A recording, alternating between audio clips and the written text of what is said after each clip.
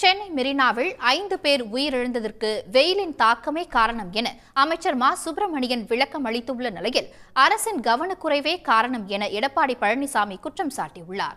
இந்த அசம்பாவித நிகழ்வை அரசியலாக்க வேண்டாம் என்று திமுக அமைப்பு செயலாளர் RS பாரதி கேட்டுக் கொண்டுள்ளார். இது ஒரு வருந்தத்தக்க நிகழ்வு. இதில் எந்த இதுவும் இல்லை. இப்போ வேணுன்னே ஒரு பொது நிகழ்ச்சி நடத்தி அதில் கூட்ட நெரிசல் தாங்காமல் இறந்து போனவங்களாம் இருக்காங்க. இதில் யாரும் கூட்ட நெரிசல்லாம் இல்லை. இது எல்லாமே வெயில் தாக்கம், ஹீட் ரிலேட்டட் தான்.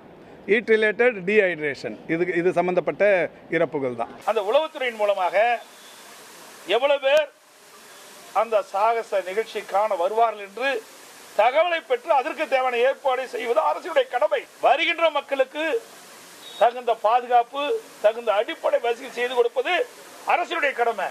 அதை செய்ய தவறிய காரணத்தினால்தான் இன்றைக்கு பல பேர் இறந்திருக்கின்றார்கள். பல பேர் மருத்துவமனையில் சேர்ந்து சிகிச்சை பெற்று வருகிறார்கள்.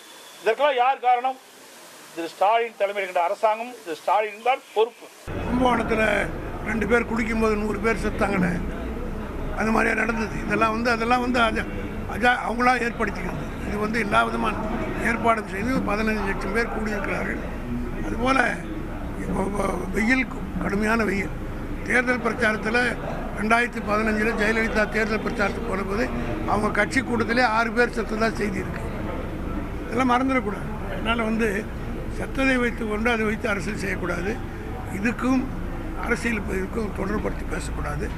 இவர்களுடைய அதை பற்றி ஏடிஎம்கே பேசுவதற்கு எந்த லோக்கல் ஸ்டாண்டிங் கிடையாது. உடனுக்குடன் செய்திகளை தெரிந்து கொள்ள சன் நியூஸ் பெல் ஐகானை கிளிக் பண்ணுங்க.